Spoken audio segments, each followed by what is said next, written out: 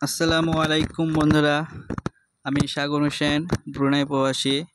বন্ধুরা, আজকে তোমাদেরকে ব্রুনাইয়ের একটি খুব সুন্দর মসজিদ দেখাবো। এটা হচ্ছে মসজিদের সামনের দিক। মসজিদটা কত সুন্দর দেখতে পাচ্ছ তোমরা।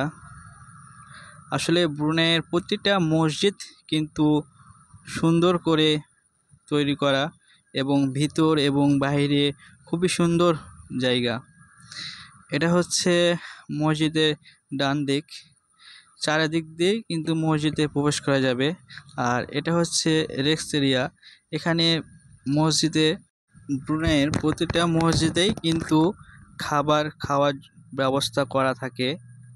বিশেষ করে শুক্রবারের দিন অনেক মানুষ মসজিদে খাবার খাওয়ানোর জন্য নিয়ে আসে এবং এখানে সবাই বসে থেকে খাবার খায়।